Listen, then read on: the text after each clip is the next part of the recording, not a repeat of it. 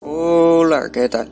Yo soy Josh97 y bienvenidos a mi canal. Hoy estaremos viendo cómo fue el proceso de realización de este proyecto. También estaremos explicando algunas de las cosas más generales o tips también sobre cómo se hizo el proceso. Así que bueno, primero, algo que yo tiendo a hacer es ir de lo general a lo particular. Aquí pudieron ver al principio el planteamiento de como tres cubos uno encima del otro, que vendrían siendo los tres pisos de la forma arquitectónica que vamos a recrear. También algo que les puedo decir es que es muy importante ir de lo más general a lo particular, o sea, trabajar los elementos grandes, las formas, y después ir cayendo en detalles que le irán dando el toque más de parecido al proyecto, pero primero lo general. Algo que también uso mucho son los modificadores. Ahí pudieron ver que utilicé el modificador Hulk, que lo que sirve es para, por ejemplo, hacemos un cubo y cuando activamos el modificador lo que nos hace es que nos retira toda la parte de adentro del cubo. Y nada, es muy bueno para la hora de hacer planteamientos generales y cosas así de una construcción a la hora que queremos que quede ya vacío por dentro del proyecto. Para, por ejemplo, si deseamos hacer el interior, pues nada, hacemos primero el proyecto por fuera y después con este modificador limpiamos la zona interna de proyecto de la construcción o del esculpido que estamos haciendo, y nos va a posibilitar hacer esto en un tiempo más rápido. No tenemos que ir desgastando nosotros manualmente el proyecto. Algo que les recomendaría también, como pueden ver aquí, es que trabajo individual los elementos por cajas individuales. Esto se puede hacer desde el modo Word, que es algo muy sencillo y nos va a ahorrar cantidad de tiempo y nos va a facilitar sobre todo no tener atiborrado la pantalla con elementos que se choquen entre sí, que se crucen y que nos molesten a la hora del proceso de trabajo.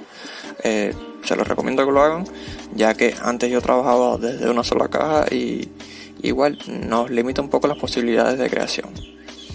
Algo que debemos tener en cuenta a la hora de realizar el proceso de creación de estos proyectos es que a veces se nos tienden a cortar cuando estamos esculpiendo, y en videos anteriores he explicado que la opción está a la hora de renderizar.